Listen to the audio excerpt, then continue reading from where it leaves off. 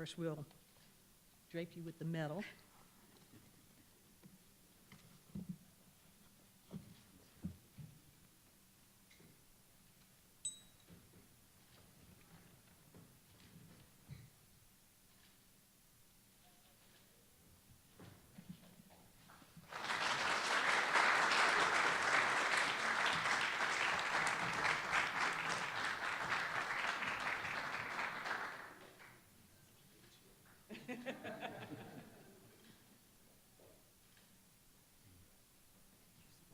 There's actually a real check behind the play check.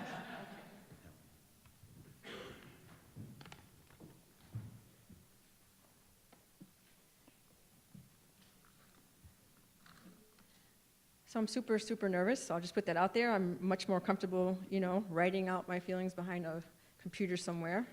And I have to start by just thanking Maureen. That is not an easy thing to follow. Mostly, I'm crying inside. But thank you. I am so incredibly honored and humbled to receive this award. As many of you know, it was mentioned earlier, Vernon Jarrett was the first African-American syndicated columnist for the Chicago Tribune, a pioneering truth teller. And so as a columnist, this recognition holds deep meaning for me. When I got Maureen Boland's email in February asking if I'd be interested in hearing her 9th grade students read their essays on gun violence following the Parkland, Florida school shooting, I never imagined that I'd be standing here today. I never imagined the impact she and her students would have on the issue of gun violence in the city and, frankly, on me. But I knew, even before I left the school parking lot that day, that these students had to be heard. While the whole world was searching for solutions to gun violence, these students who were impacted by daily, everyday gun violence had been left out of the discussion, ignored, silenced. I knew I had to change that, or at least try. I have told stories about the impact of gun violence for a long time. I have tried to show the impact to families and whole communities. I've written about the sound of a mother's screams when she learns that her child has been shot and killed. I have described young people, kids really, filling up a hospital room as they said goodbye to a friend, a child, who was gunned down for no good reason. I've also described and struggled with the silence that often follows these stories, as they are so often met with indifference. I'm going to be honest. The lack of action and outrage takes a toll. It makes you question if you're making a difference or having any impact.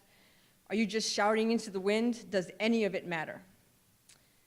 But in the auditorium that day, I found inspiration in Maureen's students, in their wisdom and their commitment. By amplifying their voices, I recommitted mine. Now, I've said this so often that my poor editors, specifically Michael Days, is probably sick of hearing this, but there is this narrative that even the most well-intentioned journalists subscribe to when talking about why they tell stories in marginalized communities, to give voice to the voiceless, right? But here's the thing, that's just not true. No one is voiceless. These students are not voiceless. The people and institutions who have the power to decide whose voices get heard, whose voices matter, have for too long chosen not to hear them, not to see them. And so what I try to do, as much as I can, is use the platform that I know I am privileged to have to amplify their stories and their voices. And really, I mean our stories, our voices, because we are one community. And we need to resist the divisive urge to think that our responsibility to those who are different from us is somehow less than our responsibility to those who are like us. Maybe we can't force people to care. We can't force politicians or publishers to stop valuing some lives over others, some stories over others, but we can absolutely use our platforms to share stories that for too long have been missing.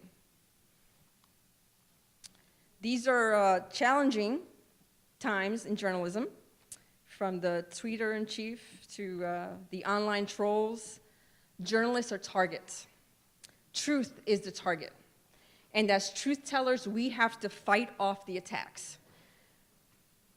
But we can't only play defense. We also have to fight every day to continue to tell truths, using every tool at our disposal. And for me, that has and always will be sharing the stories of those who are overlooked, dismissed, whose voices are in danger of becoming even more marginalized. And yet, as a journalist of color, that's not enough. We must also push for more truth tellers. And what that means to me often is that we push from the inside when we get to the inside to make room for others. I know that there are some student journalists here. I think Penelope's here. There are some young journalists. Abby Cruz, who used to work with me at the Daily News. I want you in my newsroom. I want you back in my newsroom, Abby Cruz.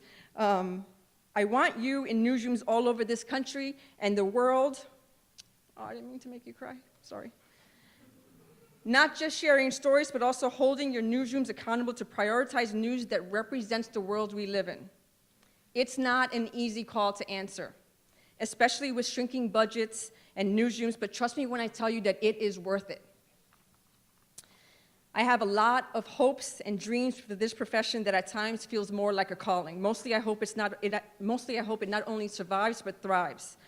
I hope it continues to fight like hell to protect itself and all it represents against those who are trying to diminish and destroy the very backbone of our democracy. Despite what you might hear, journalists don't do what they do for attention. But I'd be lying if I didn't admit that every once in a while, attention feels pretty good. This feels pretty good. But the attention we really crave is attention paid to our work. There is no better feeling than seeing an issue you help amplify, an injustice you uncover, a truth that you tell get the attention it deserves. And these students, these young people who have turned into vocal activists right before my eyes, deserve the attention. They deserve the credit for demanding to be seen and heard, so I want to thank Dina Hill and Simone Ackridge and Anissa Wheeler-White and so many others.